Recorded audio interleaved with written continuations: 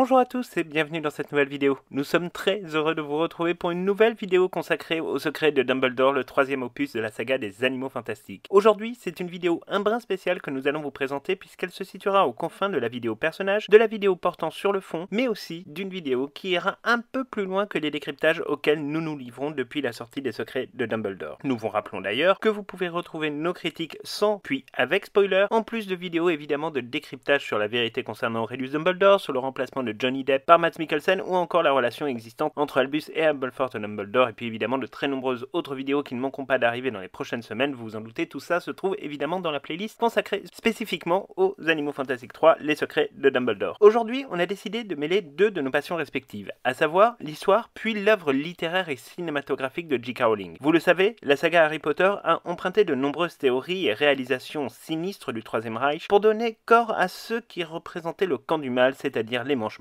Les théories, nombreuses dans Harry Potter, relatives à la question du statut de sang, des différences entre ceux nés de parents moldus et les sangs purs, sont autant en fait de théories empruntées au Troisième Reich et notamment aux lois de Nuremberg. Voldemort et ses Mange-Morts sont aussi assez librement inspirés évidemment d'Adolf Hitler et de CSS. Les exactions commises par ces derniers, la manière dont ils prennent le contrôle par exemple du ministère de la Magie, organisent de véritables simulacres de procès, etc. sont autant d'aspects en fait du roman qui nous renvoient vers l'enfer évidemment de la Seconde Guerre mondiale. On sait, depuis Harry Potter à l'école des sorciers, que la Seconde Guerre mondiale figurait en arrière-plan du combat extraordinaire opposant Albus Dumbledore à Gellert Grindelwald. C'était même marqué sur sa carte de Choco-Grenouille. Cet affrontement, se déroulant en 1945 dans la Forêt Noire, il semblait dès lors évident que sans que les sorciers ne soient directement mêlés à la Seconde Guerre mondiale, il y avait eu nécessairement des influences, peut-être des deux côtés. Le premier volet des Animaux Fantastiques nous apprenait d'ailleurs que, bien qu'étranger à la Première Guerre mondiale, la communauté du monde des sorciers a bel et bien pris part au conflit malgré les interdictions qui ont été délivrées par les autorités du monde magique. Dans les deux camps qui s'opposaient durant la plus horrible de toutes les guerres, figuraient des sorciers qui se combattaient. On sait notamment que Norbert et Thésée Dragono ont combattu durant cette guerre. Thésée en deviendra même l'un des héros, tout du moins pour ses congénères sorciers, et on sait aussi que Norbert lui s'occupera notamment de dragons sur le front est, notamment des Panzerfaust ukrainiens, ce qui nous renvoie là aussi aux sympathiques bestioles rencontrées dans Harry Potter et la Coupe de Feu. Les relations entre le monde des Moldus et le monde des sorciers, en temps de guerre, ne sont donc pas totalement séparées, elles sont même assez souvent proches en réalité. Comment imaginer d'ailleurs au final qu'il en soit autrement? Quand on est face à des conflits aussi dramatiques, aussi graves, aussi destructeurs que ceux de la Première et de la Seconde Guerre mondiale, il apparaîtrait absolument illogique d'imaginer que le monde des sorciers puisse rester totalement insensible face à tant de destructions qui de plus peuvent avoir un impact sur leur monde, même si ce dernier demeure pour le coup caché et donc quelque peu protégé. Dès le premier volet de cette nouvelle saga, nous avons été confrontés à l'émergence effectivement de Grindelwald comme une ombre planant au-dessus des têtes dirigeantes du monde des sorciers. Grindelwald était recherché par tout le monde car ce dernier se livrait déjà à un certain nombre d'exactions, mais aussi pour des raisons évidemment beaucoup plus politiques, puisque ce dernier créait de nombreux remous dans une communauté magique qui était déjà relativement divisée. Il faut se rappeler que le premier opus prend place en 1926. Nous sommes donc déjà dans un monde où les théories du NSDAP, le parti d'Adolf Hitler, commencent tout juste à se développer. Il vient d'ailleurs même de publier son livre Mein Kampf. Le nazisme est encore une mouvance politique non identifiée en Allemagne, mais Hitler représente déjà une menace et a déjà été incarcéré à cette époque. On peut donc clairement y voir déjà une analogie entre les deux personnages. Dans les crimes de Grindelwald, J.K. Rowling a poussé le bouchon un petit peu plus loin en ne dissimulant plus du tout les liens qu'elle établit entre le personnage de Grindelwald mais aussi celui d'Hitler. Elle relie également les événements se déroulant dans le monde des sorciers à ceux prenant place dans le monde des Moldus. La scène d'ailleurs se déroulant à l'intérieur même du mausolée des Lestrange est peut-être même la plus marquante d'ailleurs de tout le film en la matière. Pour mémoire, on y retrouve un Gellert Grindelwald dans l'opération séduction de la communauté magique française, trônant au milieu du mausolée et montrant ses visions grâce au narguilé en forme de crâne. Il projette une vision, il est vrai prophétique, de ce que le monde des Moldus ne manquera pas de créer dans les années qui viennent. Si le discours de Grindelwald est amplement populiste, on ne peut absolument pas remettre en question sa capacité à voir des pans entiers du futur. Tout ce qu'il va montrer à ce moment-là au sein du cimetière du Père-Lachaise va finalement arriver et va finalement se réaliser. Quand il montre les chars, quand il montre les ghettos, les camps de la mort, les villes détruites et la bombe atomique, on sait que tout cela deviendra réalité, mettra le monde aux portes d'une destruction complète et totale. De telles destructions ne peuvent forcément avoir que des conséquences néfastes pour les sorciers, vous vous en doutez. Et les sorciers le savent également tous. Ils craignent tous l'avènement d'une seconde guerre mondiale. Cette inquiétude, pour le coup totalement légitime de la part des sorciers, est une partie d'ailleurs du terreau qui va favoriser l'émergence des idées de Gellert Grindelwald. Le monde des sorciers, comme le monde des Moldus, a payé les conséquences de la Première Guerre mondiale, des conséquences pour le coup néfastes et qui produisent chez les sorciers sensiblement le même effet que chez les Moldus, même si évidemment on n'est pas tout à fait basés sur les mêmes registres. Il serait absolument faux de dire que ce qui a précipité le monde dans l'enfer de la Seconde Guerre mondiale s'en tient en réalité uniquement aux actes abominables du Troisième Reich et à l'Allemagne nazie. Ça serait beaucoup trop simple. L'Allemagne s'est tournée vers Adolf Hitler, qui, rappelons-le, a été élu par le peuple, parce que les alliés victorieux de la Grande Guerre avaient mis en place de telles sanctions économiques, notamment dans le cadre du traité de Versailles, que l'Allemagne avait été mise à genoux, politiquement, économiquement et socialement, en lui faisant payer l'addition des dégâts apocalyptiques de la Première Guerre mondiale. Le peuple souffrant s'est donc tourné vers la voie politique qui lui semblait la plus juste et la plus à même de répondre à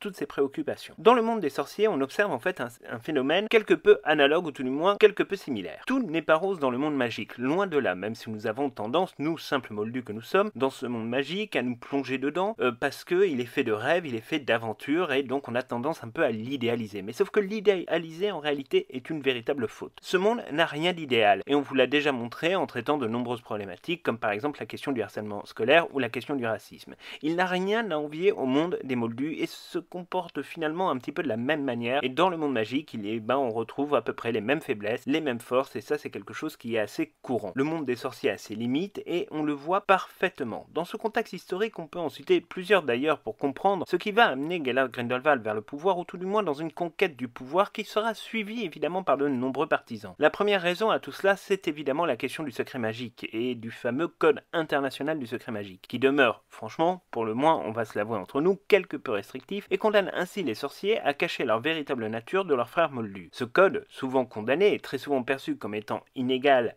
et franchement, disons-le, ségrégationniste, c'est pas totalement faux, évidemment est au centre des enjeux. De plus, certaines communautés du monde magique, comme c'est le cas pour les sorciers d'Amérique du Nord, subissent pour le coup des lois encore plus restrictives comme les lois de Rappaport. Ces lois, souvent injustes et beaucoup trop sévères, on le voit notamment dans le cadre de la relation entre Queenie Goldstein et Jacob Kowalski, ne font en réalité que continuer à créer une véritable faille entre d'un côté les élites du monde magique et les sorciers. Et plus le ressentiment monte, plus cela évidemment va venir nourrir les idées de Grindelwald. Deuxième limite de ce monde, c'est évidemment d'assister à l'effondrement du monde des moldus qui depuis des siècles passe de guerre en guerre, toutes plus meurtrières les unes que les autres, avec une avancée technologique qui devient toujours plus dangereuse pour les moldus mais aussi évidemment pour les sorciers. Ces derniers assistent donc impuissants à des moldus qui font tout et n'importe quoi, qui se comportent n'importe comment, qui ont tendance à devenir fous la moitié du temps, se demandant bien de quelle manière ils vont pouvoir faire exploser la planète une bonne fois pour toutes. On caricature évidemment à grands traits, vous l'aurez compris. Évidemment, on ne peut quand même cependant pas faire l'impasse d'imaginer ce que peut penser la communauté magique vis-à-vis de la communauté des moldus. On peut imaginer que ces sorciers, qui sont quand même supérieurs en termes de force, pourraient éviter facilement toutes ces erreurs grâce à la magie. Tout du moins, c'est ce que les sorciers pensent. En réalité, on le sait, ils se trompent. Humains comme les moldus, ils sont soumis exactement aux mêmes failles de l'âme humaine et aux mêmes contradictions qui produisent donc systématiquement, forcément, les mêmes erreurs. Le monde des sorciers n'a absolument pas besoin des moldus pour créer le chaos et le désordre. Il se débrouille suffisamment bien tout seul. D'ailleurs, au XXe siècle, on dénombre au moins 3 conflits majeurs. La guerre contre Grindelwald, la première guerre des sorciers contre Voldemort et la seconde guerre que l'on connaît évidemment tous par cœur puisque c'est celle qui est couverte dans Harry Potter. Alors, on pourra opposer le fait que les guerres contre Voldemort n'avaient pas encore une dimension tout à fait globale au sens mondial du terme. Mais ne nous leurrons pas, la bataille en Angleterre n'était en réalité qu'une étape et le monde entier le savait bien. Il est d'ailleurs fort probable que des partisans de Voldemort aient commis des exactions ailleurs qu'en Grande-Bretagne. Le fait est que de toute façon,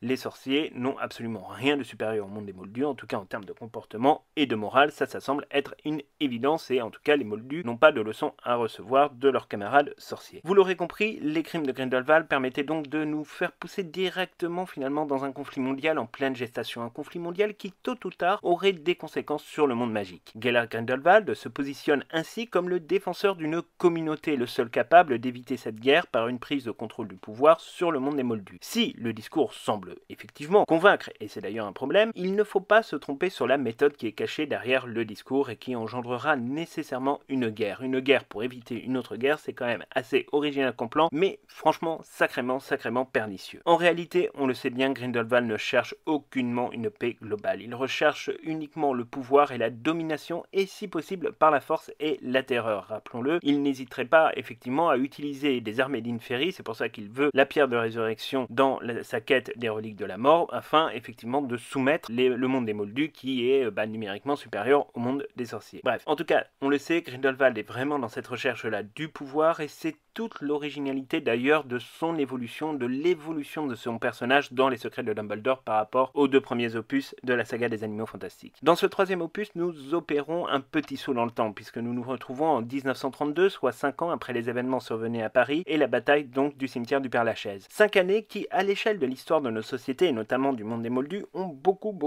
compté. C'est dans ce contexte que nous retrouvons donc un monde des sorciers qui apparaît encore plus divisé que jamais alors que doit se tenir l'élection du nouveau Manitou suprême de la Confédération internationale des mages et sorciers. Cette élection prend place dans un monde qu'on sent être au bord de l'ébullition. Si aucune référence n'est réellement faite au monde des Moldus et à son histoire à ce moment-là, en réalité, tout nous renvoie dans ce film à la situation bien particulière de l'Allemagne et vous le verrez, les parallèles avec l'histoire de l'Allemagne à cette période sont véritablement légion. Alors, non, ne vous inquiétez pas, nous n'avons pas la prétention de nous prendre pour Stefan Baird dans un numéro de Secret d'Histoire, mais les parallèles entre l'histoire déroulée dans le monde des sorciers et ce qu'il se passe à cette époque dans le monde des Moldus est juste absolument passionnante et surtout permet de nous faire une idée assez précise de ce que nous pourrions découvrir dans les 2 prochains films des Animaux Fantastiques, car là aussi était l'enjeu de ce film, voir où nous nous situons par rapport au duel final de 1945 et comprendre également comment était gérée la question temporelle au sens strict du terme. Si un an sépare le premier et le second volet, il fallait évidemment savoir où nous nous situons dans l'avancée vers 1945. En l'occurrence, le bond de 5 années n'est pas trop violent à l'image et semble assez logique au final pour le développement des personnages et leur évolution. Alors, rentrons maintenant dans le vif du sujet et dans l'exploration de tous ces liens qui se trouvent être au centre des secrets de Dumbledore. Évidemment, il y a tout d'abord Normangard. Normangard qui fait penser immédiatement au nid d'aigle d'Hitler, sa forteresse baptisée Kalsteinhaus, située dans les Alpes bavaroises et qui a été un lieu déterminant pour le chancelier du Troisième Reich. Normangard, pour Grindelwald, joue le rôle de quartier général pour préparer sa guerre et sa prise de pouvoir. On peut même qualifier Normangard de point névralgique d'ailleurs du monde des sorciers. Alors que le monde magique est plus ou moins à la recherche de celui que l'on considère comme étant un fugitif, personne n'ose en réalité approcher cette forteresse, même si tout le monde sait plus ou moins où elle se situe. Au travers d'ailleurs même d'images provenant d'une scène coupée qui sera probablement diffusée dans l'édition Blu-ray et DVD des Secrets de Dumbledore, on sait même que Vogel, le ministre allemand de la magie et président donc encore en exercice de la Confédération internationale des mages et sorciers, va s'y rendre à au moins une reprise. Il n'y a donc pas de très grands secrets autour de l'emplacement qui est celui évidemment de Gellert Grindelwald. Ensuite, évidemment la majorité des liens, et les plus intéressants d'ailleurs, se situent lors des séquences du film qui se déroulent en Allemagne, et on sait qu'elles sont là aussi légion, et toutes d'ailleurs d'une intensité assez impressionnante et d'une densité politique assez troublante. Ne serait-ce que d'un point de vue architectural, et on vous en parlait déjà dans une vidéo il y a maintenant plusieurs mois après la publication d'une première photo du ministère allemand de la magie, les artistes de la saga ont clairement mis en valeur l'architecture typique des années 30 de l'Allemagne nazie. C'est une évidence et c'est même plutôt très bien réussi. Il faut dire que l'architecture nazie, qui demeure quand même très particulière, demeure absolument passionnante à étudier car elle vient servir en fait le discours politique, ce qui est une dimension assez rare quand même dans une approche politicienne, disons-le. En l'occurrence, l'architecture nazie, mise en œuvre par l'architecte Speer, va lier 2 styles architecturaux différents, à la fois le néoclassique mais aussi une tendance plus difficile à cerner qui est celle du nationalisme romantique et qui permet en fait de lier l'art roman et l'art gothique. La reconstruction d'un Berlin des années 1930 avec ses bâtiments immenses aux tailles complètement disproportionnées est évidemment une référence à ce qu'il s'est passé dans le monde des Moldus. Quand on arrive dans le monde magique allemand, après le mur de briques magique qui fait penser à celui du chemin de traverse, on se retrouve véritablement dans une architecture de style nazi. Le monde magique allemand aurait-il inspiré celui qui s'apprête à devenir un an plus tard le nouveau chancelier? Ça demeure une possibilité. Même dans les plus petits détails, on voit effectivement une volonté de représenter de toutes les manières possibles les liens qui se tissent entre d'un côté le monde des Moldus et celui des sorciers, que ce soit le style des bâtiments, que ce soit l'iconographie, les tableaux qui sont utilisés à l'intérieur même du ministère allemand de la magie, les éléments de décor, les statues, y compris d'ailleurs jusqu'aux casques reprenant intégralement les casques de l'armée nazie, la croix gammée en moins. Bref, tout nous renvoie à cette période de l'histoire, le décorum est donc clairement assumé pour effectivement nous emmener sur cette retrace-là et sur ce message-là. Mais ce qui demeure le plus intéressant, c'est évidemment le fond de l'histoire, et on le perçoit en réalité dès la scène du thé servi au ministère allemand de la magie, avec la première intervention d'Antonin Vogel. Au dehors de l'enceinte de cette autorité du monde magique, on observe de manière assez évidente que les partisans des deux candidats du moment, Vicencia Santos et Liu Tao, s'opposent. On sent vraiment une animosité entre deux camps, ce qui installe déjà quelque part une opposition dans ce monde magique qui est déjà clairement divisé. Scénaristiquement parlant et même symboliquement, les partisans des deux candidats sont dehors dans la neige et le froid. Rappelons que nous, en réalité, dans un monde post-crise économique de 1929 et donc dans une Allemagne qui est au bord elle aussi du gouffre économique. Et à l'intérieur du ministère, par contre, là, tout n'est que luxe, volupté, petits fours et robes de soirée, et le contraste entre d'un côté les élites du monde magique et le peuple est accentué de manière on ne peut plus efficace. Cependant, ne nous y trompons pas, si le cadre est bien propre et tout à fait semblable à ce que l'on peut attendre d'un lieu de pouvoir, en réalité l'ambiance est lourde, très lourde, et on sent bien que les secrets d'alcôve et les négociations politiques vont bon train. Nos personnages préférés, la fameuse première armée de Dumbledore, se retrouvent donc au ministère de la magie avec une mission pour Norbert, celui de délivrer un message à Vogel pour que ce dernier ne cède absolument pas aux sirènes de Gellert Grindelwald. Message qui sera reçu, disons-le, plutôt relativement fraîchement. Le personnage de Vogel est un personnage intéressant, car il semble difficile à catégoriser immédiatement dans la colonne des ennemis, même si on ne peut mettre de côté un certain lien effectivement politique, on le sent avec Gellert Grindelwald. Vogel est soumis à de nombreuses pressions, et notamment du fait que la communauté magique internationale ne tient plus qu'à un fil et est déjà très divisée. Il est parfois très facile de critiquer telle ou telle décision politique, mais en l'occurrence, la mise en contexte d'une prise de décision est toujours importante, et on sent bien que Vogel danse en réalité sur un volcan qui est prêt à exploser, et que son rôle à lui, en tant que président de la Confédération internationale des mages et sorciers, est de garantir quoi qu'il arrive que le monde magique n'implosera pas de manière violente et que cela n'ouvre pas une page, disons-le, révolutionnaire pour cette communauté maintenue quand même dans le secret depuis des siècles. Ainsi, quand on assiste au discours de Vogel, on peut être dans un premier temps pris d'effroi quand ce dernier va lever toutes les charges pesant à l'encontre de Grindelwald, qui tenait d'ailleurs principalement sur des exactions commises contre des moldus. Si cela nous paraît choquant au premier abord, c'est tout à fait normal, mais en réalité il y a quand même deux paramètres à prendre en compte. Déjà, le point de vue juridique, au sens strict du terme, où à ce stade, rien ne laisse présager que Grindelwald a lui-même effectivement commis des actes contre des moldus.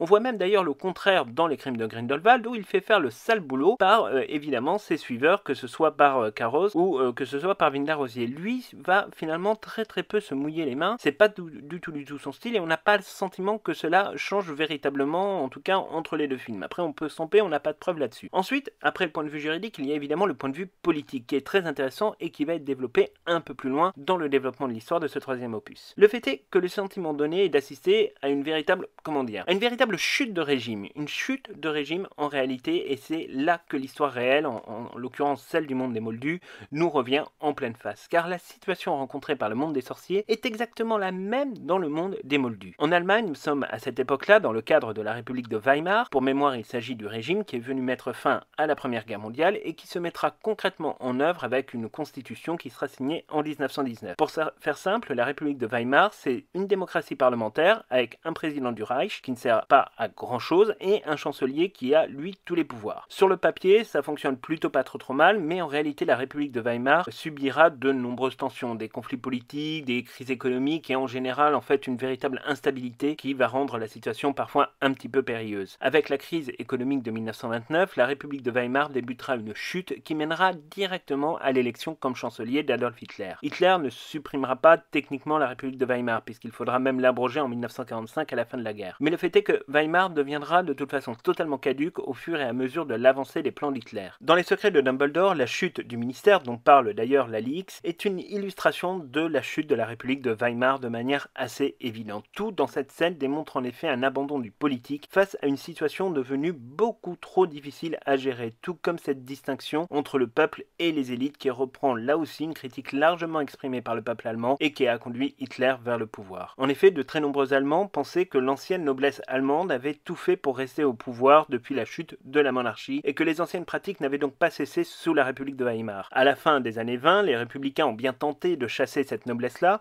mais cette dernière a résisté et, comble de l'histoire, a fini par contribuer à faire élire Adolf Hitler. On est donc clairement dans une situation à peu près analogue où on a effectivement cette distinction entre d'un côté les élites et encore une fois de l'autre côté le peuple. La Confédération internationale des mages et sorciers a donc fait le choix de blanchir Gellert Grindelwald. N'oublions pas non plus d'ailleurs que Hitler lui aussi a bénéficié d'une mesure à peu près similaire. Après un coup d'État raté en 1923, Hitler est condamné à 5 ans de prison. Il n'en effectuera en réalité que 13 mois, qu'il va mettre à profit d'ailleurs pour écrire Mein Kampf. On sait même qu'au sein de sa prison, il va recevoir beaucoup de monde, il consulte, il travaille, il écrit son programme, enfin bref, c'est pas un prisonnier tout à fait comme un autre, et effectivement, sa peine va être largement, on va dire, assouplie, puisque il n'effectuera en fait, en réalité, que 9 mois de condamnation, puisqu'il avait eu à peu près 3 mois et demi de préventive, comme on dit dans le secteur pénal. Donc en fait, il ne va faire que 9 mois sur sa sanction, ce qui est quand même très très peu par rapport à une sanction assez lourde, en plus pour coup d'État, et un coup d'État quand même qu'il avait condamné à 5 ans de prison. Bref, là aussi, on voit donc une certaine correspondance. Grindelwald blanchi de ses crimes, tout est fait pour lui permettre de devenir à son tour le 3e candidat à la tête de la Confédération internationale des mages et sorciers. Il ne faudra d'ailleurs pas attendre bien longtemps pour que ce dernier arrive au ministère dans une somptueuse voiture rappelant la grandeur des régimes dictatoriaux de l'époque. À son arrivée au ministère de la magie allemande, pour un dîner des candidats, ce dernier sort du véhicule et est littéralement porté par une foule en délire, une foule qui le transporte clairement vers le pouvoir. Cette scène d'ailleurs se déroule sous le regard de plusieurs ministres de la magie du monde entier réunis pour l'occasion, mais aussi sous le regard de Vogel. Vogel, qui fait face aux reproches de ses homologues, répond clairement qu'il n'avait absolument aucun autre choix. Et c'est là le véritable drame quelque part. C'est que peu importe ses inclinaisons personnelles pour ou contre Grindelwald, il n'avait en effet aucunement le choix que de procéder à la disculpation du dictateur Grindelwald. Il l'explique clairement. L'empêcher de se présenter aurait comporté des risques et il vaut mieux ainsi laisser faire l'élection pour déterminer si oui ou non il est en capacité de diriger la communauté internationale du monde magique. Pour Hitler, ce fut exactement la même chose. Beaucoup furent tentés de l'empêcher de se présenter en 1933, lui qui représentait moins de 3% quelques années avant aux élections législatives. Mais se pose la question donc de ce qu'est véritablement une démocratie. Une démocratie a-t-elle le droit de faire le tri entre les bonnes et les mauvaises convictions à la place des électeurs? On pourrait en débattre pendant longtemps, peut-être que ce sera le thème d'une de nos vidéos sur le sujet, mais là en tout cas le fait est que Vogel illustre parfaitement cette problématique à laquelle est confronté évidemment le monde des sorciers. Qu'aurait pu produire l'interdiction d'une candidature de Gellert Grindelwald? Est-ce que cela aurait été plus bénéfique quelque part? Tout autant de questions auxquelles il semble difficile de répondre, il faut le reconnaître. Le fait est que là aussi on assiste à une curieuse reproduction de la problématique qui fut celle dans le monde des Moldus concernant Adolf Hitler. Cette dimension très politique des choses dépasse de loin la logique du spectacle qui est un film. J.K. Rowling a clairement voulu interroger le modèle démocratique du monde des sorciers dans un contexte où les divisions sont si intenses que tout se trouve être au bord de l'explosion et du chaos. La scène du dîner au sein du ministère allemand de la magie ne fait d'ailleurs renforcer que cette perspective une fois encore. Ça semble être même une évidence. Il y a dans ce dîner à peu près tout. La musique classique, Hitler affectionnait tout particulièrement, la tentative d'empoisonnement de Santos, là aussi un véritable grand classique des dictatures, puis Grindelwald qui se retrouve dans la position de victime à cause d'un Jacob, un brin aventurier certes, qui va le menacer avec sa fausse baguette magique. Évidemment, Grindelwald n'a été à aucun moment en danger, mais il se montre donc sous un autre jour. Un jour tout à fait favorable puisqu'il est la victime d'une tentative d'assassinat de la part d'un moldu, de quoi venir nourrir totalement son discours par la preuve en quelque sorte, et cette situation va forcément devenir pour le moins très périlleuse au fur et à mesure de l'avancement de sa candidature. En soi, Jacob Kowalski a rendu, il faut le dire, un fier service à Gellert Grindelwald. Vient ensuite la question du bouton et donc du moment de l'élection. Alors, on sait que la question du mode de scrutin pose quelques problématiques à certains fans. Nous aurons probablement quelques réponses à apporter sur le sujet dans une prochaine vidéo, mais il ne faut absolument pas s'arc-bouter sur des éléments qui, au final, n'ont qu'une importance quand même très relative dans le récit. Ce que l'on peut simplement dire, c'est que le vote par acclamation au premier tour n'a probablement rien donné de concret. Alors, on peut imaginer soit qu'il s'agit d'un scrutin ouvert à toute la communauté magique, mais on voit pas trop comment, mais on suppute plutôt que c'est un scrutin indirect réservé au conseil qui est d'ailleurs évoqué peu de temps avant par Henrietta Fischer. Ou alors, on peut même imaginer que la cérémonie du Quilin donne donc la légitimité pour ensuite la confirmer en fait par acclamation si la personne effectivement a été désignée par la créature magique. Tout est là aussi une question de symbole d'ailleurs entre le bien et le mal, car il est évident que la créature réanimée par Grindelwald représente de facto la mort alors que celui de Norbert représente la vie. Là aussi on est dans la symbolique, on est dans l'image, mais ça va quand même beaucoup plus loin en réalité. En effet, cela n'est pas sans rappeler le fait que Adolf Hitler lui-même avait une appétence très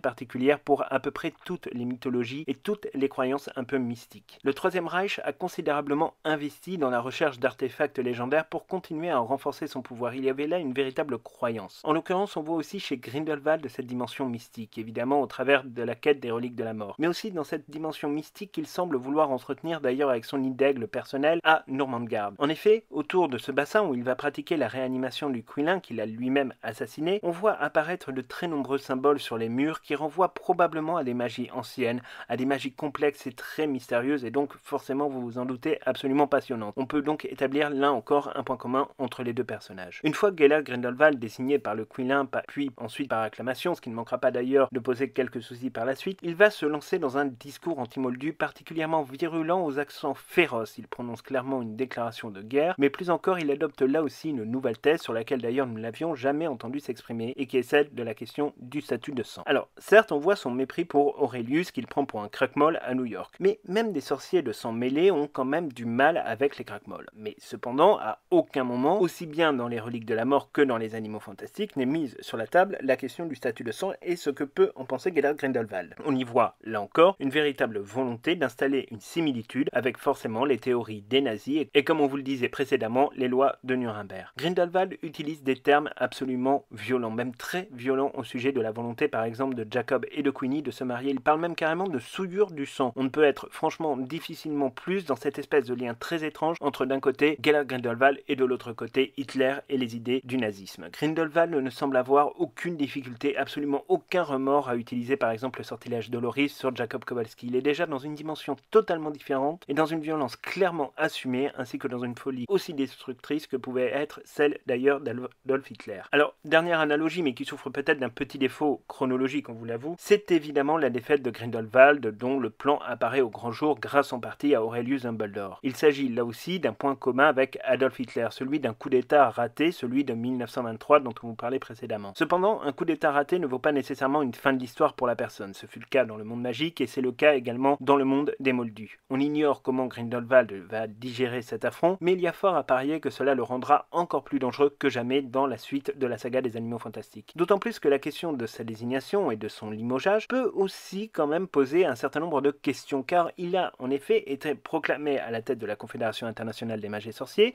puis destitué dans la folie sans autre forme véritablement de procès. Il est probable que cela ne plaise absolument pas à ses partisans et que Vicencia Santos se heurtera peut-être à un double problème de légitimité, d'une part cette espèce de vraie fausse élection de Gellert Grindelwald, et d'autre part le fait que le Quillin se soit d'abord tourné vers Albus Dumbledore, ce qui là aussi quand même n'est pas très flatteur pour l'ancienne ministre donc de la magie brésilienne. Cette élection ratée peut nécessairement évidemment déboucher, vous vous en doutez, sur des questions pour le moins périlleuses et sur des périodes troublées. En imaginant que nous fassions un nouveau saut temporel dans le 4e, plus des Animaux Fantastiques, ce qui nous semblerait en réalité assez logique, on devrait rentrer dans la période si déterminante de la Seconde Guerre mondiale. Rappelons-nous que Rita Skeeter note dans son livre que le duel opposant Albus Dumbledore à Gellert Grindelwald a eu lieu après 5 années de troubles majeurs. On peut donc penser en effet que les années 1940-1945 ne vont pas être de tout repos, loin de là pour nos amis. Reste en tous les cas que les liens entre une Allemagne nazie et un Grindelwald allant vers le sommet de sa puissance est clairement totalement établi et on ne peut absolument pas le contester. Même physiquement, Mads Mikkelsen adopte parfois les postures, les intonations, le comportement même du Führer allemand. Grindelwald et Hitler se rencontreront-ils un jour? Pourquoi pas? Après tout, on sait que les leaders politiques des deux mondes peuvent avoir de rares relations.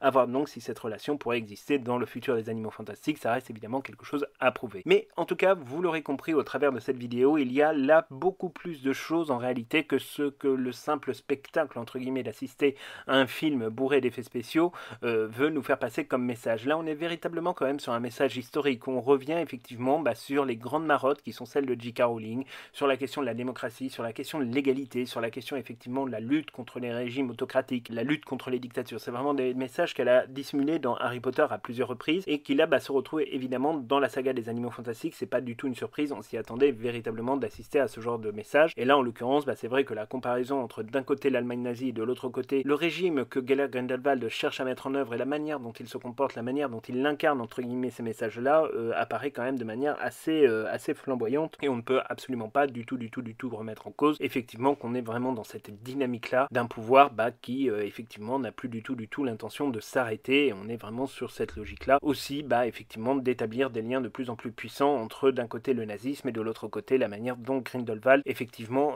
gère ses troupes. Alors encore une fois, c'est pas une nouveauté, on le sait, avec Voldemort il y avait un certain nombre de similitudes. On se souvient par exemple de la Marque des Ténèbres, qui était véritablement, on va dire, un signe de reconnaissance à peu près équivalent, ou tout du moins équivalent à celui qui était la croix gammée. On pourrait dire exactement la même chose d'ailleurs des initiales de Gellert Grindelwald qui sont devenus véritablement son symbole, comme celui des reliques de la mort. Il y a là aussi une analogie par rapport à la question de la croix gammée, par rapport à la question effectivement de la symbolique nazie. On est vraiment entre guillemets dans cette logique-là. C'est pour ça que quand on voit des gens parfois aller se faire tatouer la Marque des Ténèbres sur le bras, ça nous interpelle toujours un petit peu, parce que c'est vrai qu'on a le sentiment qu'en fait le message n'a pas toujours été véritablement perçu de cette relation entre guillemets entre d'un côté le nazisme et de l'autre côté par exemple les Mange-Morts, ou de ce qui est en train de se passer effectivement avec Grindelwald et avec Adolf Hitler dans un autre sens. En fait, on est toujours un petit peu surpris que cette analogie ne soit pas toujours faite entre guillemets dans la tête entre guillemets des spectateurs, parce que c'est vrai que pour nous elle apparaît de manière assez claire et qu'on a vraiment une réédition entre guillemets de l'histoire qui est en train de se dérouler. Donc ça voilà, c'était un point quand même qui était intéressant à regarder. On vous fera évidemment d'autres vidéos après les Animaux Fantastiques 4, après les Animaux Fantastiques 5, pour effectivement discuter un petit peu de l'évolution effectivement de cette représentation et de cette on va dire presque idéologie nazie qui investit complètement on va dire toutes les parcelles de la prise de conquête de pouvoir de Grindelwald, en évidemment l'adaptant au monde des sorciers. Mais on est quand même vraiment dans quelque chose qui semble assez similaire, où on sent bien que évidemment on sera bien loin de ce que Albus Dumbledore cherchait à négocier avec Gellert Grindelwald, c'est-à-dire une domination, mais une domination qui se passe dans la logique de la paix et pour le plus grand bien. Là en l'occurrence on voit très bien que le plus grand bien en réalité ne sera pas évidemment pour tout le monde, mais ne sera que pour les sorciers, et que les moldus seront évidemment réduits en esclavage. Ça semble être une évidence dans le discours politique qui est celui de Gellert Grindelwald. Mais c'est vrai que dans ce film, ça nous a beaucoup interpellé de voir effectivement la manière dont J.K. Rowling a voulu développer ce thème, avec cette chute en fait du ministère allemand de la magie, et donc cette chute en fait de la République de Weimar qui est personnifiée dans cet événement-là. C'était vraiment particulièrement marquant, nous, dès la projection lors de l'avant-première. C'est tout de suite ce qui nous a un peu sauté aux yeux, mais après c'est aussi parce qu'on est des fanatiques d'histoire, et puis vraiment toutes ces analogies, que ce soit dans l'interprétation que livre Mads Mikkelsen, qui est encore une fois une interprétation absolument flamboyante du personnage de Grindelwald, et peut-être même meilleure que celle de Johnny Depp, même si nous restons des aficionados de cet acteur et que nous le soutenons dans son procès actuellement contre Amber Heard. Mais en l'occurrence, c'est vrai qu'il y a tout qui a été fait, donc l'interprétation de Mads Mikkelsen, les décors, les costumes, tous les petits détails, même les accessoires, nous renvoient vraiment à cette époque-là. C'est vraiment, là pour le coup, un travail d'orfèvre qui a été fait à la fois par Stuart Craig et évidemment par Mina Lima et tous les autres artistes qui travaillent sur évidemment ces films des Animaux Fantastiques, et on sait que ça mobilise évidemment beaucoup de monde, ça mobilise des milliers et des milliers de personnes, mais là en l'occurrence c'est vrai qu'on a quand même assisté à quelque chose d'absolument extraordinaire. Alors on aurait pu continuer évidemment à faire un certain nombre d'analogies en vous parlant effectivement des symboles que l'on peut voir notamment sur la roue à prière, des symboles que l'on peut voir au Bhoutan où il y a pas mal de symboles sanskrits qui là aussi renvoient évidemment à la logique de la croix gammée. Mais bon, on ne voulait pas vous faire non plus une vidéo qui allait durer des heures et des heures et des heures et des heures. Cette vidéo dure déjà suffisamment longtemps, mais on avait vraiment envie entre guillemets de pouvoir en parler avec vous, de pouvoir faire entre guillemets cette comparaison. On la refera peut-être sur Harry Potter parce que là on a beaucoup plus, on va dire, de recul. La saga ayant été publiée en livre, on a beaucoup plus de contenu, beaucoup plus de matériaux que ce que les films ont voulu parfois faire passer sur la question. Mais c'est vrai que voilà, il y a aussi beaucoup d'analogies dans Harry Potter, mais dans les crimes de Grindelwald, puis dans les secrets de Dumbledore, et donc plus largement dans les Animaux Fantastiques, on demeure quand même vraiment sur une dynamique assez extraordinaire en termes de liens qui sont établis effectivement entre les deux périodes historiques, que ce soit dans le monde des Moldus ou dans le monde des sorciers. Voilà, donc c'est tout pour cette vidéo, on espère vraiment qu'elle vous aura plu. N'hésitez pas à vous abonner à notre chaîne si ce n'est pas encore fait, et à activer la petite cloche pour être tenu au courant de toutes nos vidéos grâce aux notifications. Vous savez, on publie d'à peu près 2 vidéos par semaine, et un peu plus quand l'actualité le nécessite. On a été très présent notamment dans la période de sortie des secrets de Dumbledore, mais vous le savez, il y a encore plein de beaux événements qui arrivent cette année, aussi avec la sortie d'Hogwarts Legacy, dont on va vous reparler très prochainement sur notre chaîne. Donc bref, on a encore plein de choses à voir. N'oubliez pas aussi de nous laisser un petit like, parce que ça nous fait toujours plaisir de voir que notre contenu vous plaît, et donc on se retrouve dès la semaine prochaine pour de nouvelles aventures tous ensemble, soit sur les secrets de Dumbledore, soit sur Harry Potter, mais en tout cas ce qui est certain, c'est que ça portera forcément sur l'univers extraordinaire de J.K. Rowling.